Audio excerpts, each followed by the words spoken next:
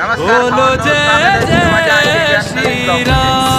तर भावांनो, आज आहे श्रीरामनवमी, त्याकरता तुम्हाला हार्दिक शुभेच्छा। आणि आज आपण चालू आहे गॅस सिलेंडर मेरे प्यारे राम। आणि आजचा ब्लॉग शेवटपर्यंत बघा। बोलो जय जय श्री राम।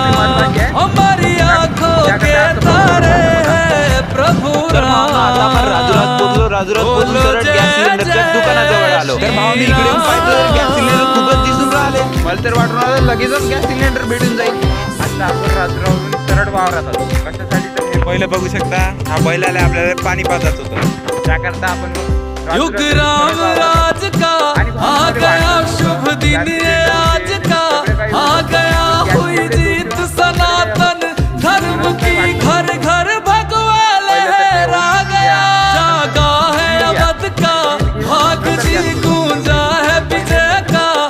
पहिलंच बरं होतं, अण्णा काड्या लावली चूल का पेटवला इसतो आणि रानला जेव असं होतं।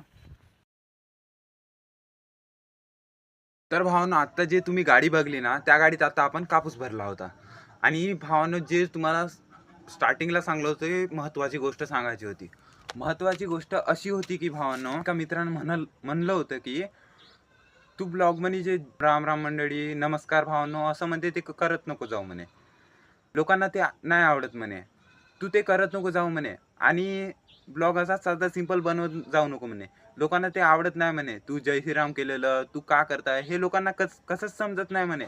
तू आपल्या ब्लॉगमध्ये काहीतरी इंटरेस्टिंग करावं, काय इंटरेस्टिंग करावं ना। आपण स्टार्टिंगले नमस्कार मंडळी याच्या जागी काय म्हणलं पाहिजे आणि ब्लॉगमध्ये काय केलं पाहिजे आणि ब्लॉग कसा बनवला पाहिजे हे कमेंट बॉक्समध्ये नक्की सांगा।